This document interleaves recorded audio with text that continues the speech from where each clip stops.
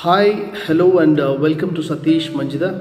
Manjida is the name of my village, a small village amidst the blue hills of Nilgiris. When Gabriel Garcia Marquez, Gabo's 100 Years of Solitude was published, Marquez called his English translation as a far better one than his original version. That's the kind of an acknowledgement he gives to the translator. The translator was none other than Gregory Rabassa. Marquez said that his work has been recreated in English. Look at the kind of acknowledgement, the honor, what we give to the translator. So the reason I say this is today's work is such an amazing work of translation of Malayalam novel. So the original Malayalam title is Manushanu Or Amugam, written by Subhash Chandran, and it is translated into English as a preface to man by E.V. Fatima. Subhash Chandran is a prominent writer, a notable writer in Malayalam literature. He has won numerous awards and accolades.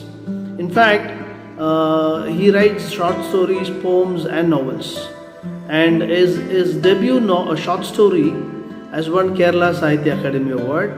And after 10 years, his debut novel, that is Manushanu Or Amugam, today's work, that also has won the Kerala Sahitya Academy Award.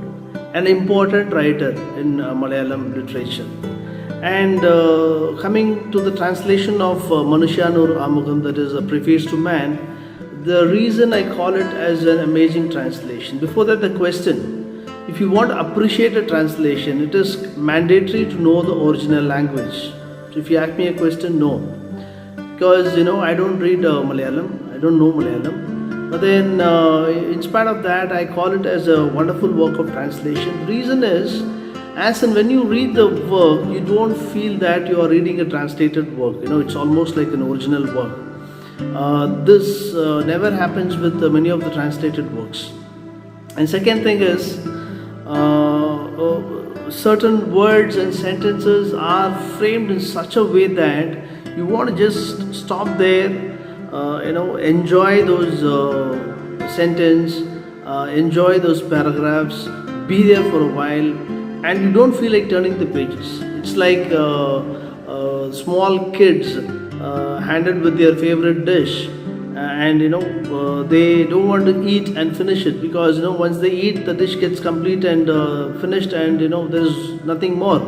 They don't want that to happen. They'll just linger with the plate of their favorite dish. It's almost like that. And when I was reading it, the last 50 pages, I took my own time, taking all the pleasure and enjoying and reading it.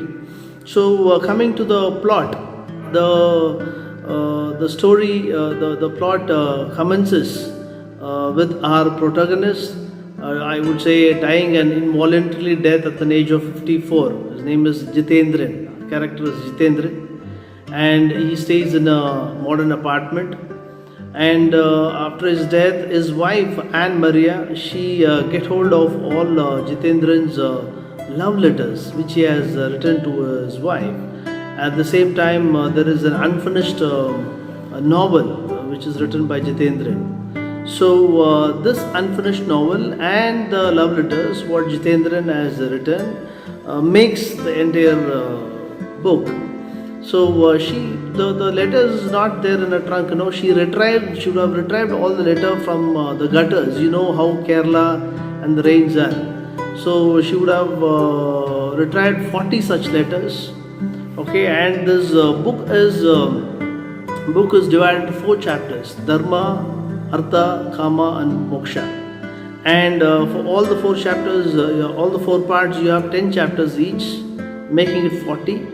And all the 40 letters what Anne Maria retrieves forms as an epigraph for every chapter. So as and when the plot goes, though the letter written by Jitendran is from 99 to 2000, this entire book is full of history. This is what is interesting and captivating. That is how history and fiction is blended together, and how history is shown through the fiction, through all its characters is really, really captivating. That makes you to turn the pages. There is our village, Tachinakara, and in Dashinakara village, every dwellers of the village has a story to tell. And every family has a story to tell. But then our main family is Narayanan Pillai family. Narayanan Pillai, the character, from the beginning the character is there. Narayanan Pillai, that is Jitendran's grandfather, is called by everyone as Narapilla. Okay, and as and when you travel with the character, you start to hate that character to the core. And when Narapilla marries Kunjamma, he asks a question on their first night. Apart from the money what I have, what do you like about me? For that, the Kunjamma would answer, I like your name, Narayanan, because you have the name of a god, Narayana Guru.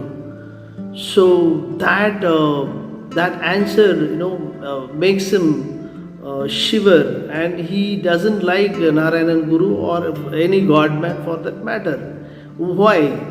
And why you start to hate the character of Narayanan Pillai? Or is there a kind of a Narayanan Pillai in every one of us? So, lot of things it makes you to ponder on.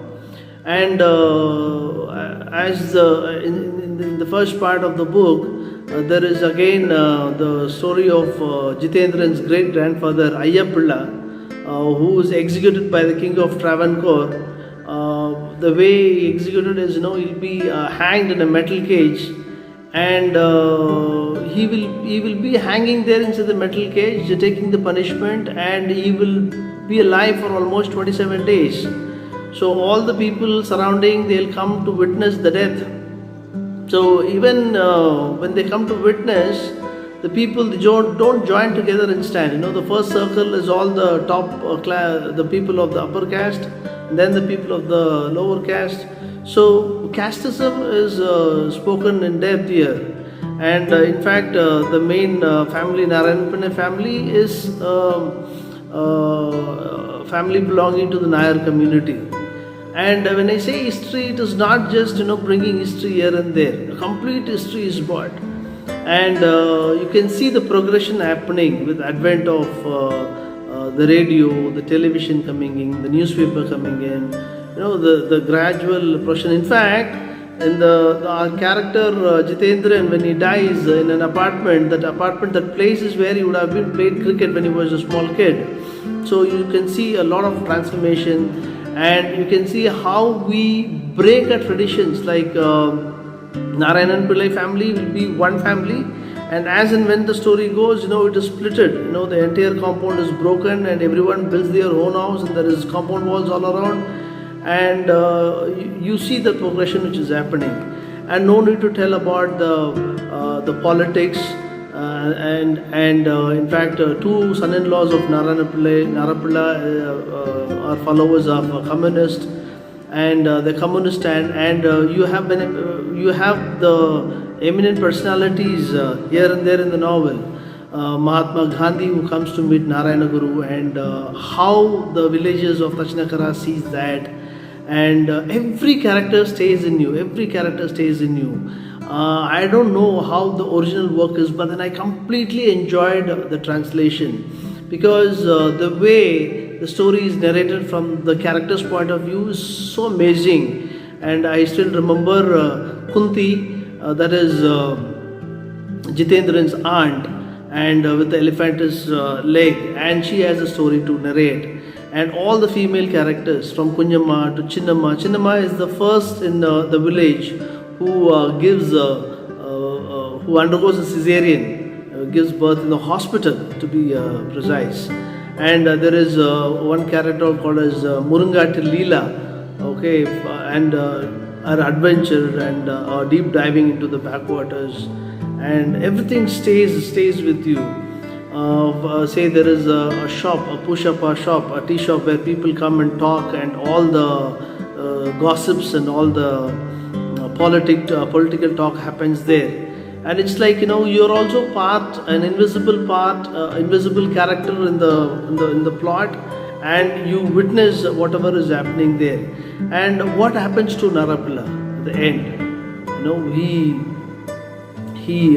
what happens to him, whether he sustains his life, and what happens to the family of Narabla. The book goes to almost 440 pages to be 443 pages to be precise. But then you feel that you have finished it so quickly.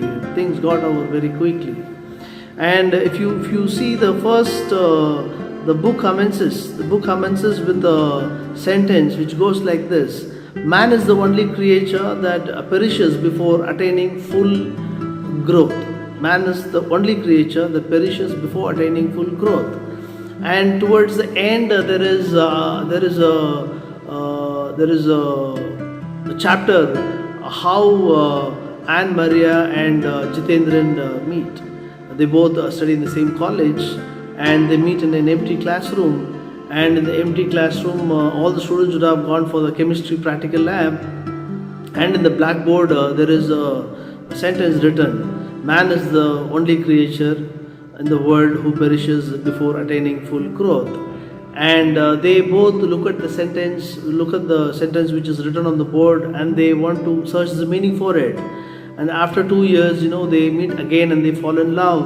And in fact, Anne Maria is not destined to be married. In fact, her father had different ideas of putting her as a nun in a church, in the Christian missionary. But how she waits for Jitendran for almost 6 years and to marry and to join with him, and the relationship between Jitendran and Anne Maria, everything is beautiful narrated. You start with that, you end with this.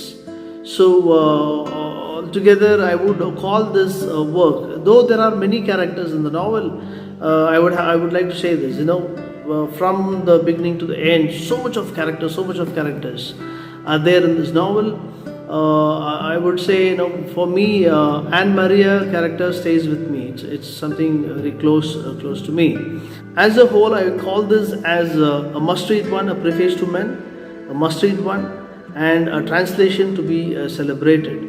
E.V. Fatima, I have done other works of translation. One work is Baby Doll, written by Gracie. I have mentioned it in the description. And most recently, Delhi Soliloquy, which is again author Mukundan's work, which has won the JCB prize for translation. So with this, today's book is A Preface to Man by Subhash Chandran, and amazingly translated by E.V. Fatima. So thank you and happy reading.